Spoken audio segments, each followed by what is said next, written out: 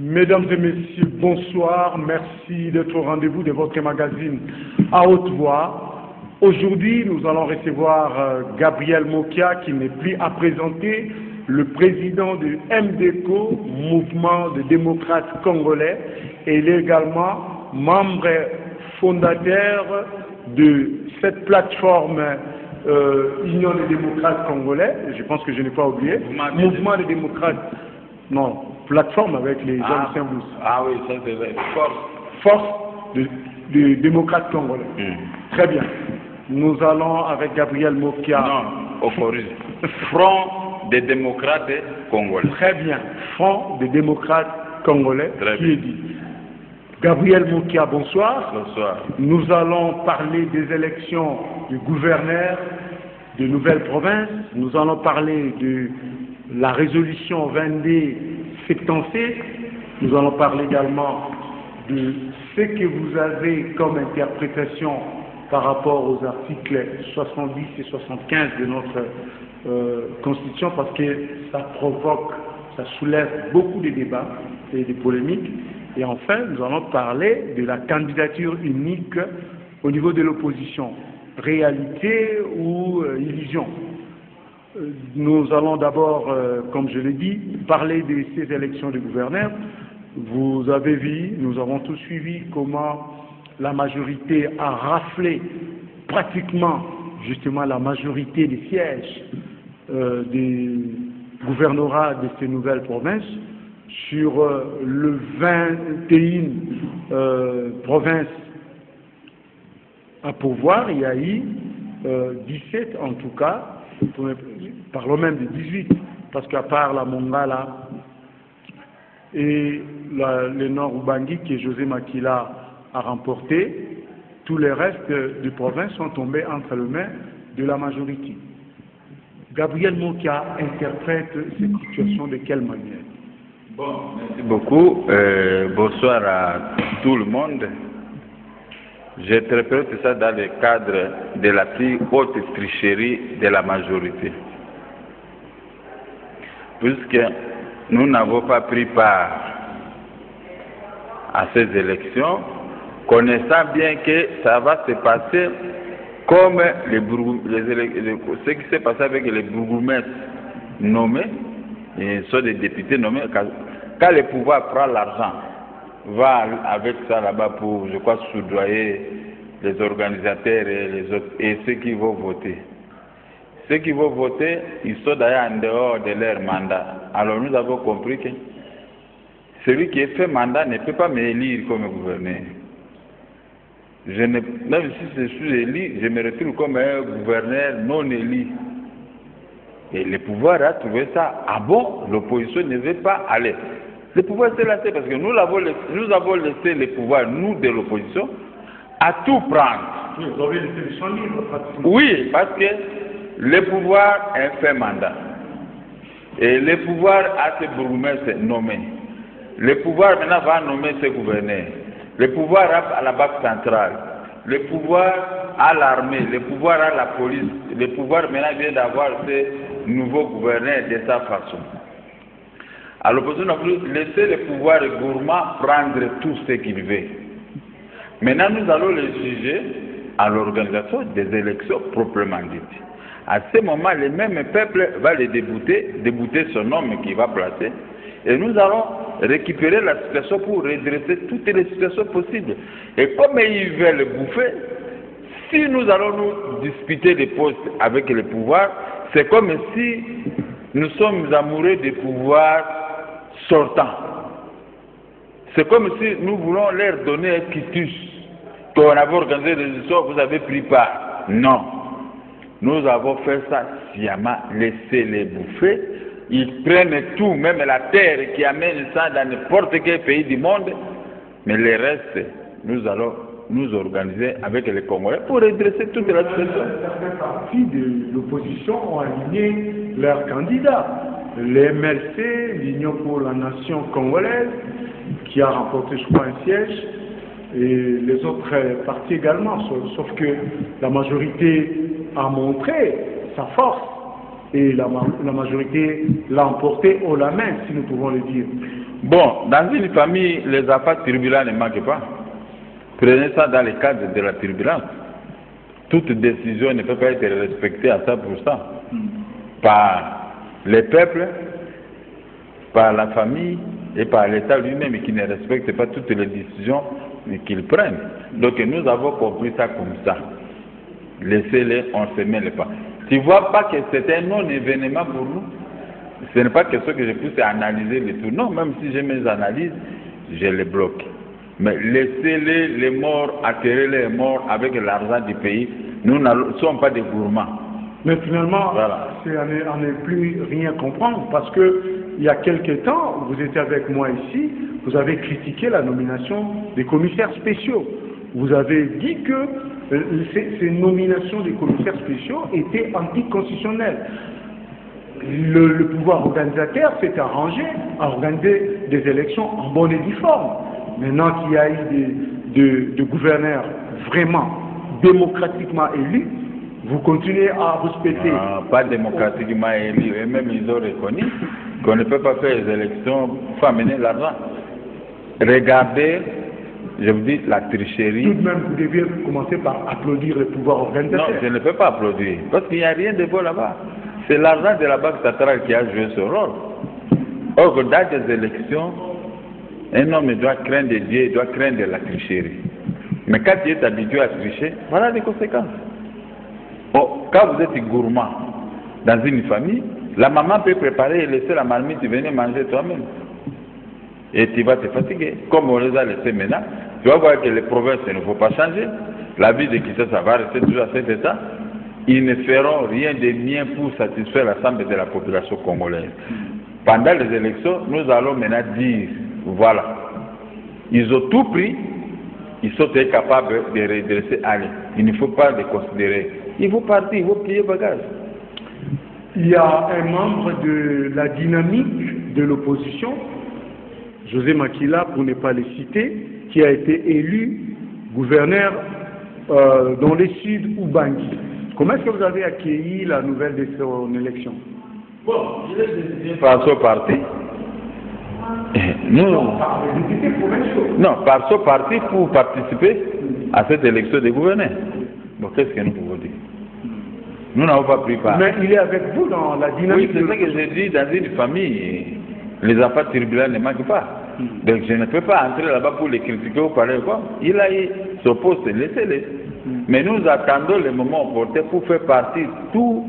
Mais c'est un poste que la dynamique de l'opposition peut se prévaloir d'avoir dans sa JBTR. Mais la dynamique avait dit, elle ne va pas prendre part à ces élections. Comment la dynamique peut encore ça prévaloir? Mais les MLC aussi a pris part. Mais les MLC, je crois, n'écoutent pas. Parce qu'on a parlé avec les MLC. L'INC a pris part. Oui, mais ce sont les oiseaux de même plumage. Avant ces élections, ils étaient tous ensemble. Ils étaient toujours ensemble. Des dribbles commencent dès maintenant. Alors comment on peut vous faire confiance à la longue? Donc je suis en train de comprendre que la dynamique est en train de s'effriter. Ceux qui parlent trop, ils croient qu'ils connaissent mieux, mais il faut des choses contraires de la philosophie même de la dynamique. Des fondateurs de la dynamique, voici. Sous le coup de balle, et nous avons créé la dynamique, nous avons dit l'union fait la force. Et j'ai appelé tout le monde, on est là. Même ceux qui ne s'attendaient pas ce jour-là se sont entendus. Mais si maintenant chacun sort d'un côté à aller tricher, contrairement à la philosophie de la dynamique, moi à leur place je serais honteux. Je serais honteux. La chasse que vous avez dans ce pays, Dieu m'a créé, je suis juste, je suis clair, je dis ce que je pense. Même si vous avez quoi, ça c'est votre problème. Mais moi je vous dis, ce que moi, même si vous êtes mon enfant, vous êtes mon ami, mais je te dirai ce que je pense de toi, de ce que tu fais. Je n'ai pas apprécié ce geste. Quand on prend une décision de telle chose, nous devons tous se respecter. Alors ça montre que ces gens, la plupart, ce sont des mouchards. Parce que nous faisons avec toi un complot, mais je vois que toi tu vas du côté de l'adversaire pour convoler avec. C'est-à-dire que qui vous êtes? Qui vous êtes? À chacun de répondre. Alors moi je ne peux pas les atteindre. Je suis en train de lui rendre compte que la dynamique était un panier à crabes. Si je comprends votre langage. S'il y a seulement 2 personnes, mais c'est pourquoi vous voyez, moi je suis là pour les mettre sur les rails. Sur les rails. Il n'y a que 2 personnes ou 3. Mais les restes sont là.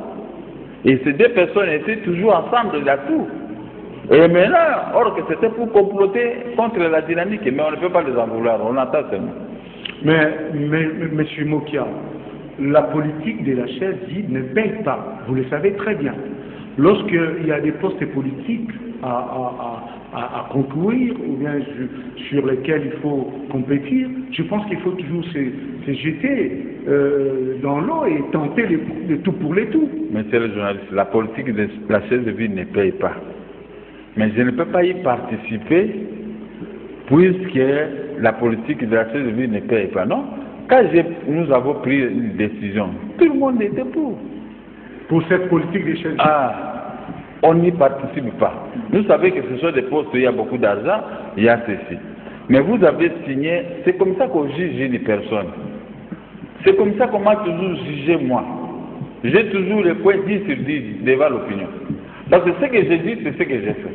J'ai dit, je ne dois pas prendre part à telle chose, je ne viens pas. Donc, maintenant, ce n'est pas à cause de ça que moi je dois aller me brader.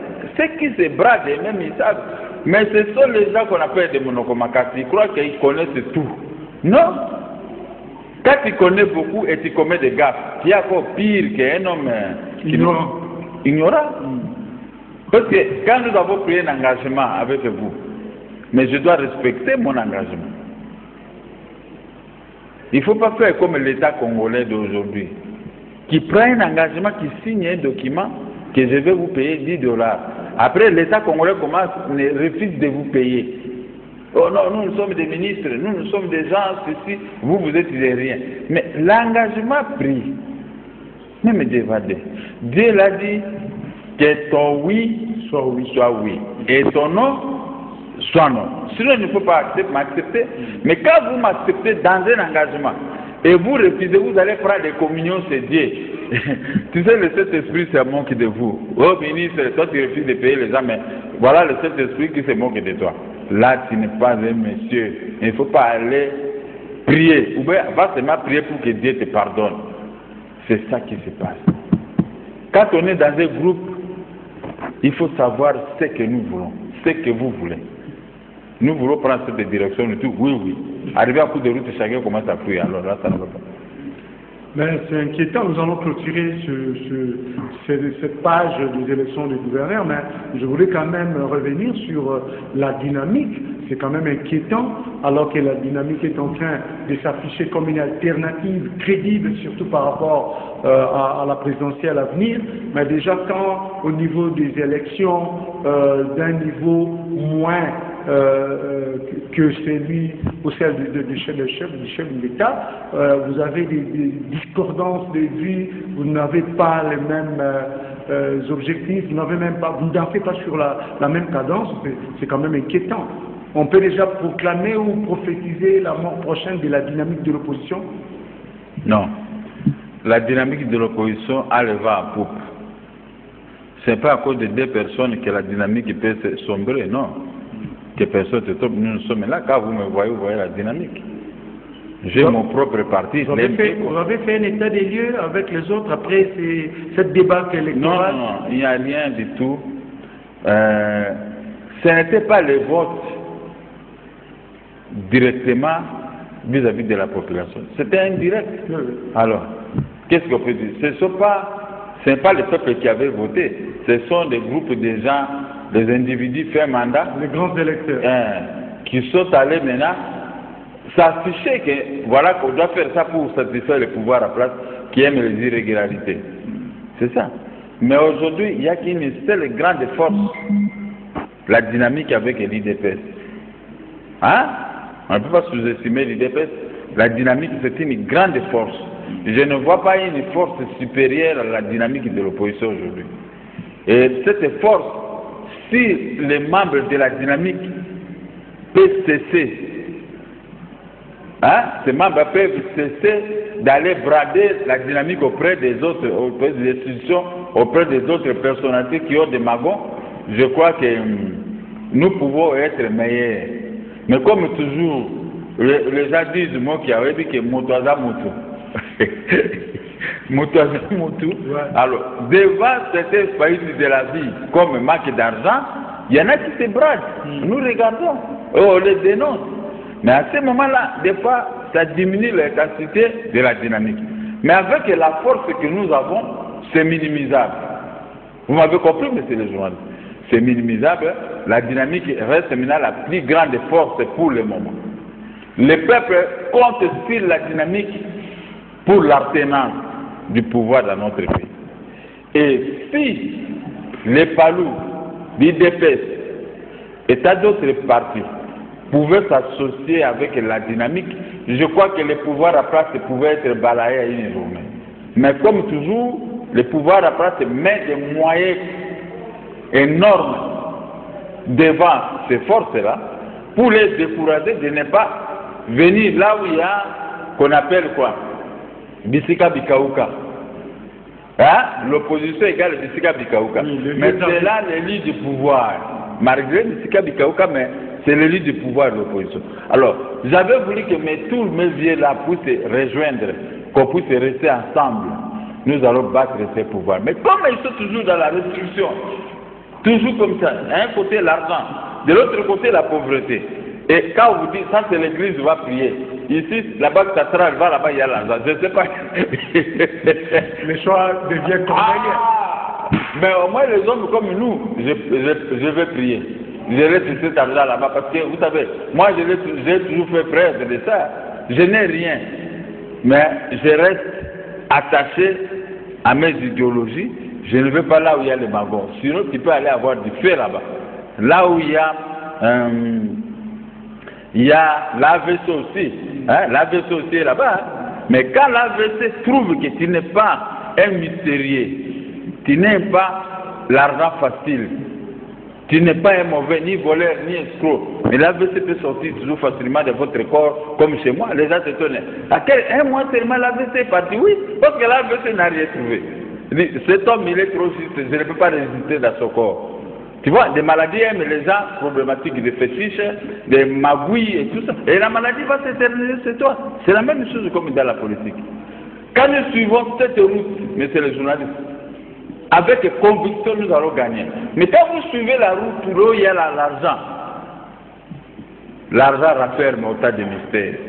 Très bien. Monsieur Mokia, nous allons parler de la résolution 2277, 77, comme diraient les Belges. Ouais. Eh bien, dans cette résolution, il y a 3 points essentiels qui ont été relevés. D'abord, la prorogation du mandat de la MONUSCO pour 1 année encore en RDC, les élections à organiser dans les délais prévus, ainsi que les dialogues politiques. Le gouvernement congolais avait demandé au Conseil de sécurité de réduire l'effectif des éléments de la MONUSCO à hauteur de 1700 éléments.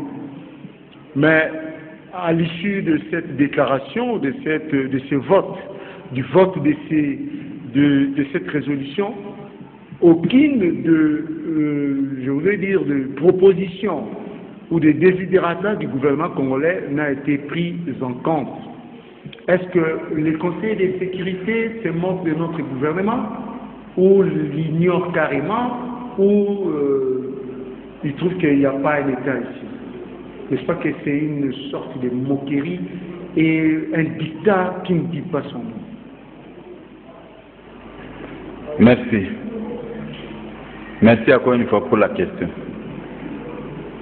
Le Conseil de sécurité ne se moque pas du gouvernement congolais. Mais le Conseil de sécurité connaît les manœuvres dilatoires du gouvernement congolais. Il y a eu les M23 dans notre pays. Le gouvernement congolais n'était pas à mesure de les chasser. Ça, ce sont les sujets rwandais. Le M23 est ougandais. Le gouvernement congolais a peiné. Le gouvernement congolais a peiné de faire partie de ces bandits du grand chemin. Il a fallu l'effort de la communauté internationale, de l'ONU, des conseils de sécurité, d'envoyer 3000 hommes pour chasser la M23. L'ONU connaît que c'est Kagame et Museveni qui ont mis le Congo à genoux, qui pillent les pays, qui violent les femmes de notre pays et qui prennent tout et qui tuent ici. Mais le gouvernement congolais fait semblant de ne pas voir ce qui se passe. L'ONU connaît. Et pour l'ONU, faire partie du coup l'effectif de la MONUSCO dans notre pays, c'est livrer le Congo à la jungle. Suivez-moi très bien. Je suis politicien, je ne suis pas un analyste politique. Je dis des choses qui touchent au fin fond de la nation. C'est pourquoi l'ONU dit non.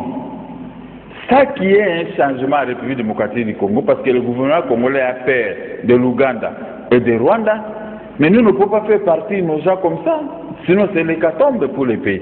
Maintenant, j'explique au ministre des Affaires étrangères, le ministre comment on appelle notre ministre qui parle beaucoup ici, le ministre de l'information, hein, je ne sais pas.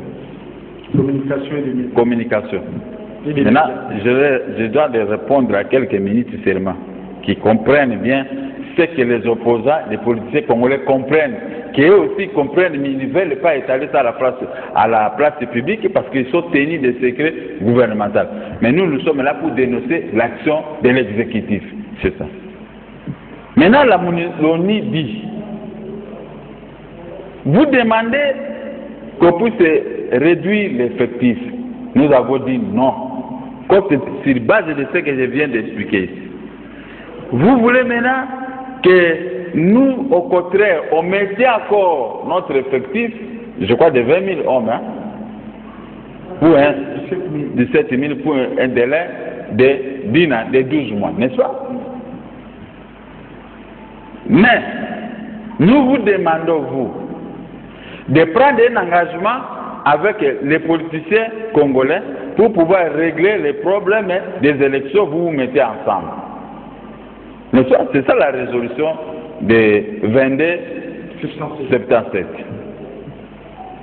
Et l'ONU regarde dans les yeux les politiciens congolais de la majorité que vous êtes comme des politiciens cubains qui avaient vendu Guantanamo, qui était l'île d'une province de Cuba. Ce sont quelques députés cubains en 1930 qui avaient vendu l'île par mégarde à un commerçant américain. Et ce dernier ayant acheté ça, il a pris l'île de Guantanamo, il est allé vendre ça à son gouvernement. C'est pourquoi il y a des avions américains qui descendent à Guantanamo, ils basent là-bas. Quand on t'arrête, on te met au cachot là-bas, et cela gêne totalement le peuple cubain. Le conflit entre, comment il s'appelle, les grands frères de Raúl Castro, Fidel, et les États-Unis. C'est ça. Alors, il y a eu un embargo qui vient d'être enlevé maintenant par le président Obama. Alors, l'ONU comprenant cela, que les députés congolais sont trop fragiles de la majorité. Il faut les aider à protéger quand même l'unité nationale que Mobutu avait. Tout Congolais qui m'écoute ce soir doit avoir des larmes aux yeux de ce que j'explique. Nous avons notre pays, le Congo. Aller habiter à Brazzaville, là on va te brûler. Aller au Rwanda, on va te tuer. Aller en Ouganda, aller même dans d'autres pays, même en Afrique du Sud, c'est tout difficile. Mais si nous faisons mieux dans notre propre pays, qui est plus grand que la plupart de ces petits pays, c'est quoi qui nous serait au paradis? Il faut commencer à venir se soigner comme avant l'indépendance ou après l'indépendance. Mais aujourd'hui, nous trouvons mieux les provinces des autres pays du monde pour aller vivre là-bas. Mais chez nous, nous négligeons même des petits problèmes de route. Nous ne sommes pas capables de réparer. C'est que si l'ONU dit, leur armée, c'est pour terroriser que les peuples. Mais faire le travail de l'armée pour sécuriser l'ensemble du territoire national dans le bon sens, comme le Rwanda et l'Ouganda, des petits pays que nous pouvons neutraliser à 2 jours, sont maintenant des grands pays que nous craignons d'évailler. Même le chef de l'État, ne prennent pas de parole pour s'attaquer ouvertement à Museveni ou à Kagame. Tout le monde est à peur. C'est pourquoi vous voyez l'ONU dit non, non. Sonnette d'alarme, RDC, votre requête est sans objet. Ça, c'est une honte pour le ministre des Affaires étrangères. Un Congolais de père et de mère qui va cesser à évacuer des militaires de l'ONU qui protègent l'ensemble du territoire national pour livrer notre pays à la guerre de loups. Ce n'est pas possible. Mais vous savez très bien que de temps en temps et de plus en plus, le gouvernement congolais parle de la montée en puissance de nos forces armées. Je pense que quand le gouvernement congolais s'engage à proposer une requête comme celle-là, il est conséquent. Je pense que le gouvernement se sent maintenant apte à combler les failles qui étaient à un moment réel, mais aujourd'hui, le gouvernement se sent prêt à jouer son rôle convenablement. Les situations qui viennent de Béni ou partout là tous les jours, cela doivent interpeller notre armée que vous dites que ça monte à puissance. Nous ne pouvons pas décourager l'armée, mais nous voyons les faits sur le terrain. Moi, je suis politicien, j'ai aussi des gens là-bas, Béni, Boutembo, partout, j'ai des gens. Ce qui se passe à quelques secondes, il y a des téléphones, je reçois. Mais l'ONU maintenant est toujours favorable à notre pays, pitié à notre pays, dit le Conseil de sécurité met à la disposition de notre gouvernement,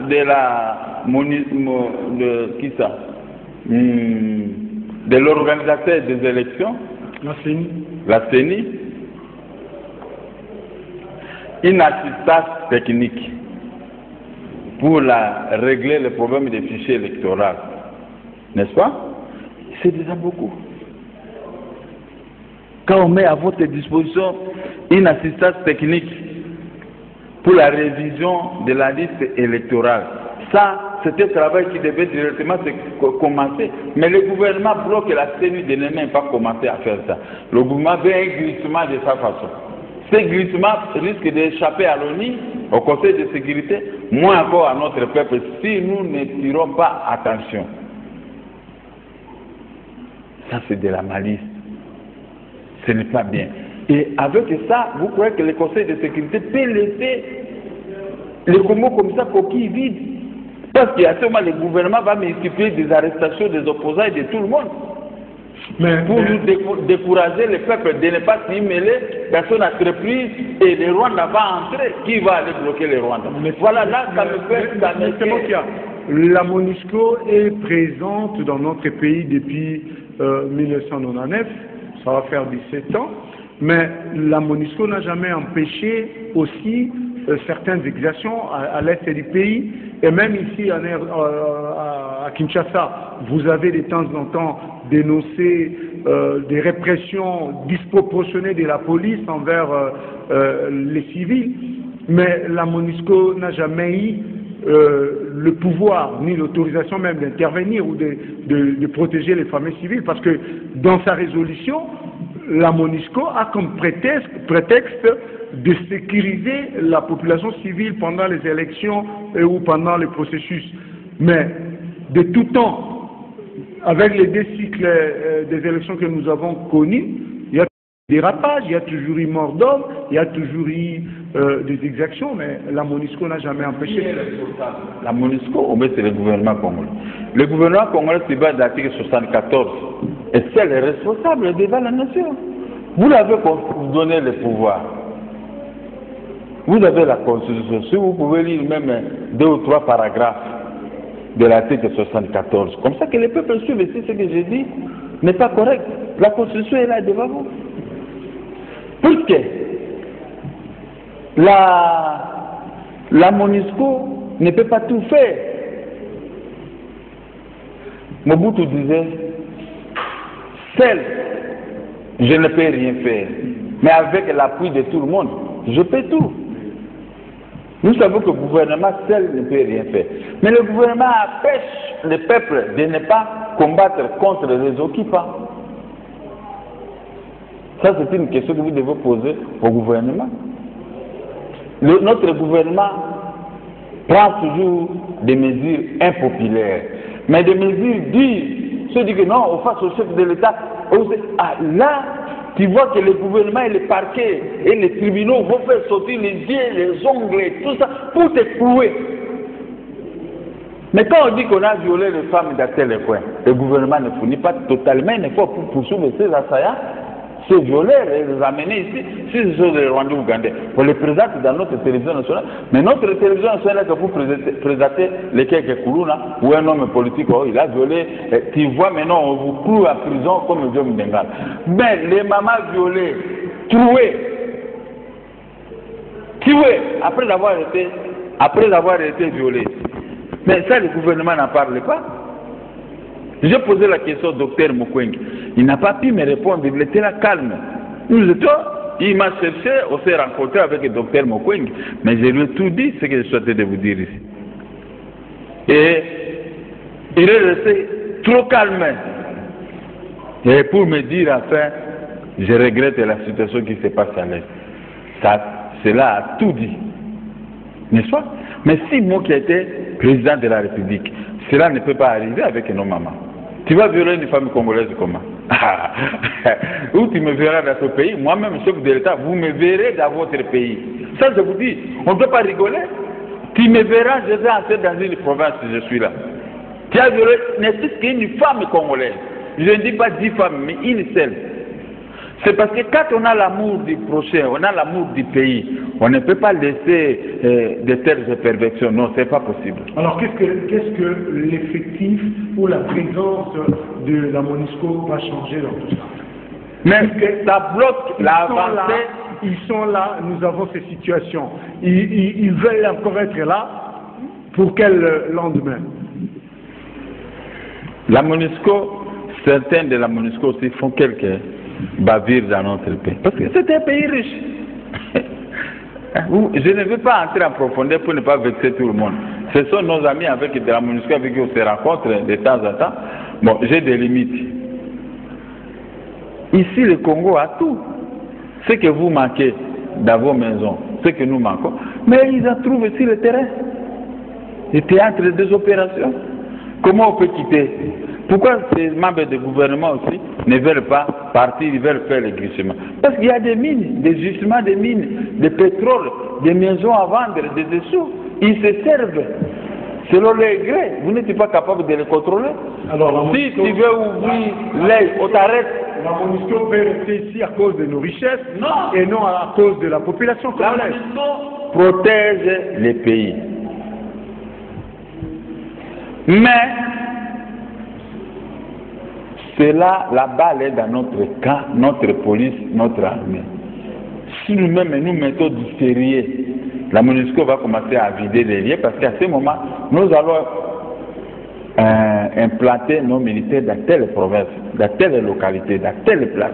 Là où viennent les rebelles, on envoie 10 000 hommes, on anéantit tous ces gens qui viennent.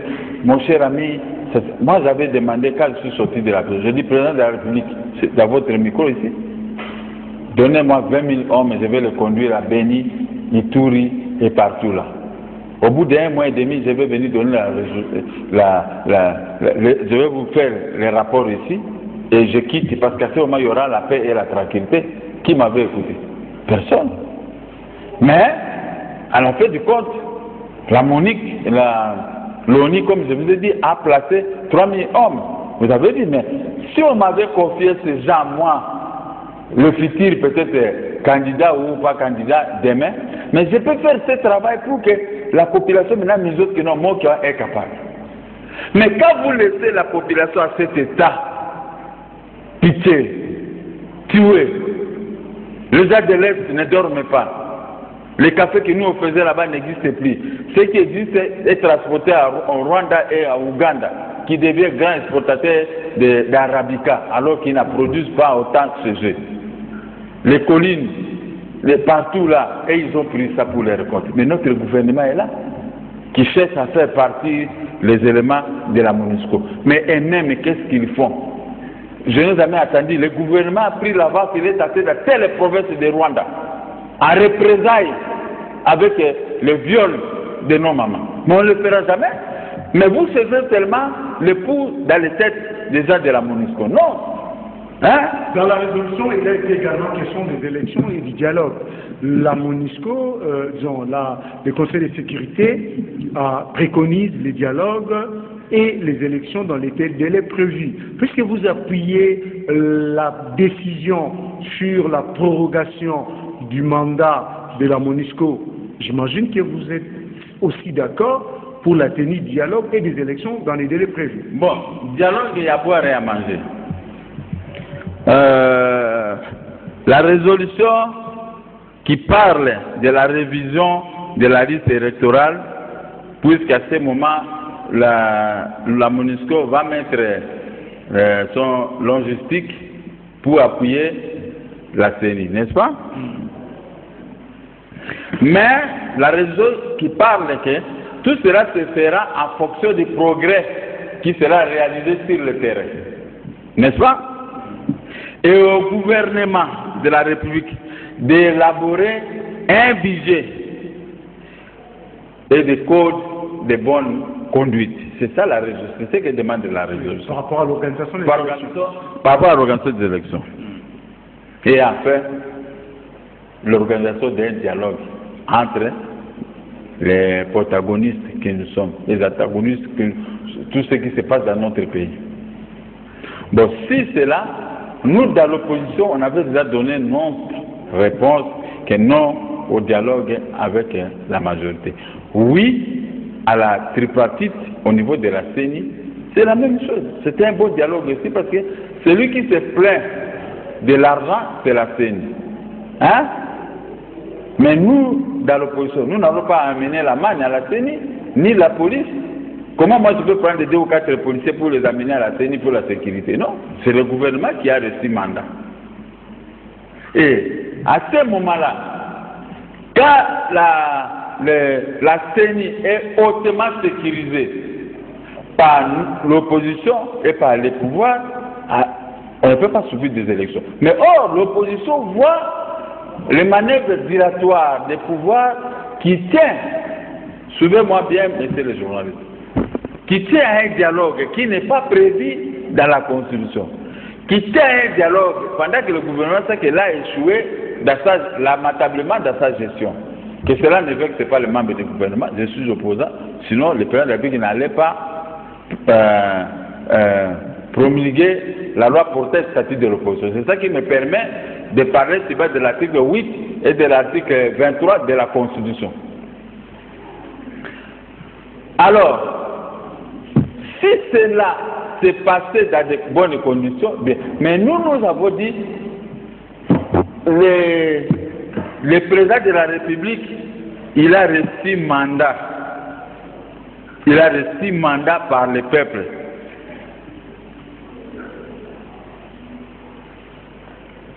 Voici ce que dit une partie de son mandat.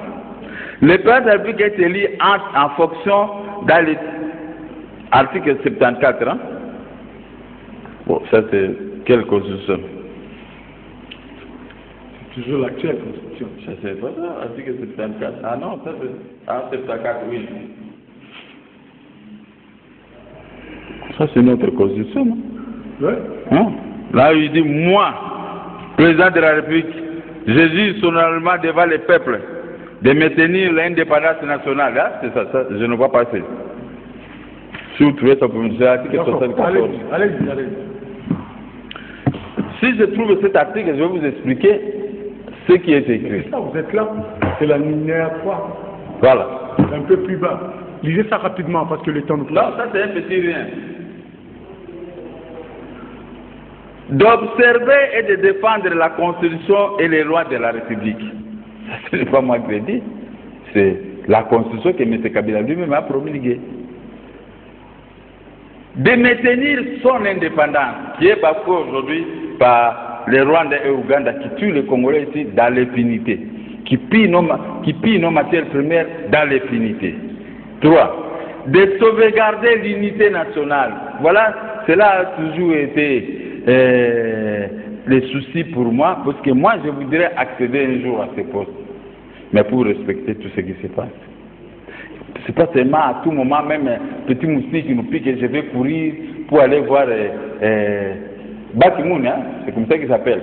Bakimoun, les moustiques sont entrés à la République démocratique du Congo. Mais nous pouvons nous-mêmes nous battre ici pour pouvoir chasser les moustiques. 4. De ne pas me laisser guider, hein? de ne me laisser guider que par l'intérêt général et le respect des droits de la personne humaine.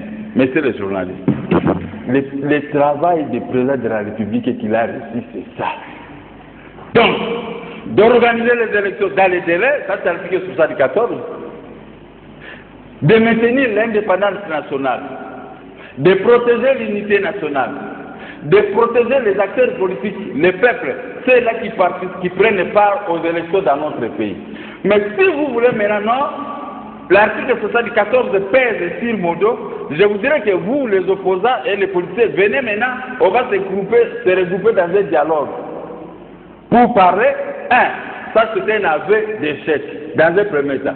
De 2, vous voulez nous donner un poste de président, de premier ministre, vous restez toujours par glissement président de la République. À ce moment, nous les opposants, nous arrivons, nous prenons les postes, nous avons des voitures, nous avons des maisons, nous avons tout.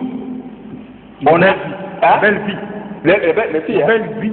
Belle vie. Je croyais que les belles filles, bon ça on allait parce que des fois, pourquoi vous parlez de une belle vie. Maintenant, qu'est-ce que nous allons dire nous opposants? Monsieur le Président, je crois que c'est le moment que nous pouvons aussi faire fortune, rester là 3 ans, comme ça, nous pouvons aussi bouffer comme vous en avez bouffé pendant 15 ans. Monsieur le journaliste, écoutez-moi bien, je suis comme le plus grand conseiller de la République. Je ne suis pas ennemi de la République, ni du chef de l'État, ni d'un ministre, rien. Je suis le grand conseiller. Quand vous faites ça, et le gouvernement, et nous les opposants, et le peuple, nous violons le terme de la Constitution. Mais Mobutu peut se réveiller et dire que je vous ai donné la démocratie dans notre pays. Et c'est ça l'esprit et la lettre de la démocratie. Monsieur Gabriel Moto, voilà. Nous allons terminer bientôt. Vous allez me répondre sur la possibilité d'une candidature unique dans l'opposition. Moïse Katumbi s'est annoncé, pas forcément lui, mais le G7, Moïse Katumbi promet de réagir par rapport à cette investiture. Il y a déjà Vital Kamerhe et Fayoulou qui ont annoncé à travers leur parti et leur congrès leur candidature. Comment vous voyez l'avenir avec la possibilité d'une candidature unique au niveau des élections présidentielles? Je voudrais que le ministère de la Justice, là où donne le certificat de la nationalité, soit verrouillé. Parce qu'au Congo, tout est possible. Chacun va prendre n'importe quoi avec de l'argent. Vous voyez que les fonctionnaires sont tellement pauvres. Avec $90 ou $80 qu'on donne par jour, on cède sur tous les plans. Vous ne pouvez pas devenir président dans notre pays si vous n'êtes pas né de père et de mère congolais. Oui, les conditions sont connues dans la Constitution. Or, dans notre pays, il y a trop de doutes sur les nationalités macayables que disposent certaines personnes. Je le dis ici devant dans l'opposition. Parce que je vous ai posé l'opposition. Je parlais de l'opposition. Je ne dis pas seulement pour l'opposition. Le peuple doit ouvrir l'œil et le bon. Vous n'êtes pas congolais. Vous êtes une personnalité douteuse. On va vous faire barrage. Vous n'allez pas prendre part aux élections. Pour votre question, les gens se disputent, c'est de leur droit. Est-ce que c'est le moment de parler d'une candidature? Réglons d'abord les problèmes de la CENI, les problèmes de la sécurité, les problèmes des fichiers électoraux. Il faut se préparer aussi déjà. Mais vous pouvez vous préparer, mais là où vous allez vous battre, il y a déjà des pièges là-dedans. Comment vous allez gagner? J'ai compris qu'il y a des gens qui sont venus pour distraire l'opposition. D'après mon analyse, il y en a beaucoup de gens qui sont venus pour distraire l'opposition. Pour vous, quelle est la candidature qui vous semble la plus probable et plausible? Pour le moment, je ne suis pas capable de le dire parce que je dois d'abord voir clair sur la CENI et si l'argent donné à la CENI. J'ai vu la Grande-Bretagne qui soutient aussi qu'elle a donné 200 millions de dollars. Est-ce que cela a été atterri dans l'assiette de la CENI? C'est point d'interrogation. Parce que s'il y a 200 millions de dollars qui atterrissent à la CENI, je crois que le fichier électoral, il y a beaucoup de choses qui peuvent se faire sans problème. Gabriel Mokia, nous sommes à la fin. Donnez votre mot de conclusion. Mot de conclusion. L'article 70 qui est interprété par certaines personnes, sans pour autant connaître cet article. L'article 70 nous dit ouvertement, le président de la République reste à place jusqu'à l'installation du nouveau président élu par les élections organisées par l'ancien, n'est-ce pas? Et l'article 73 dit les élections doivent être convoquées 92 jours avant l'expiration du mandat du président de la République, n'est-ce pas? Maintenant, quand vous prenez les deux articles, vous les amenez à l'article 75, la fonction du chef d'État prend fin par décès ou par ceci et tout ça. Mais le même article-là parle que si il y a décès des chefs de l'État, c'est le président du CENI qui peut, le Sénat plutôt, qui peut prendre sa place pour organiser les élections dans les 90 jours, je crois. Lions tous ces articles dans son ensemble. Le gouvernement actuel ne va pas respecter, parce que le gouvernement actuel misote que non, le président de la République reste à place jusqu'à ce que l'autre sera voté. Oui. Concluez. Je conclue maintenant. Maintenant, le président de la République à place de son gouvernement, il prend l'argent, il cache derrière les dos. Il n'y a pas d'argent. Moi qui ai demandé ton argent de dette ici, il n'y en a pas. Le gouvernement n'a rien. Les caisses de l'État sont vides. Ok. Maintenant, je dis, moi je suis opposant, non seulement je suis venu réclamer l'argent au budget, mais je vais vous demander, vous ne pouvez pas mettre l'argent à la CENI. Oh, mais il n'y a pas l'argent. Maintenant, on arrive pendant la période électorale, il n'y a pas l'argent. Ceux-là, ils ont caché l'argent. Maintenant, il vous dit, moi, quand tu parles avec tes amis, le président de la République reste à place jusqu'à l'organisation des élections, jusqu'à l'arrivée des nouveaux. Mais les nouveaux, les élections n'ont pas eu lieu. Mais il reste à place pendant 10 jours. Je termine là. Il reste à place pendant 10 jours seulement dans l'État pour faire la remise de prise, attendre le nouveau président élu après avoir organisé les élections librement. Maintenant, il va rester à place jusqu'à ce que l'autre va venir pendant les 10 jours là. Maintenant, il faut la remise de prise. Mais si lui n'organise pas les élections, ils ont caché tout l'argent. Bon, je ne vous parle pas de comment on appelle Panama, Panama Paper. Bon, je ne parle pas, je parle tout le monde de Panama Paper. Parce que j'ai entendu que celui qui va parler de Panama, voilà un pays de la dictature. Mais il va faire du Panama Paper en Europe, on va te clouer. Parce qu'il y a un premier ministre qui a démissionné pour le Panama Paper. Alors, comment voulez-vous qu'on puisse compter sur le gouvernement qui ne veut pas montrer l'argent du pays, les taxes versées, l'argent qu'on reçoit de Lubumbashi? Ces gens qui produisent à Lubumbashi, ils ont des budgets plus de 15 milliards plus que le gouvernement congolais. Alors, moi, j'ai dit, je termine là, je dis, on ne peut pas vivre dans un pays à la malice.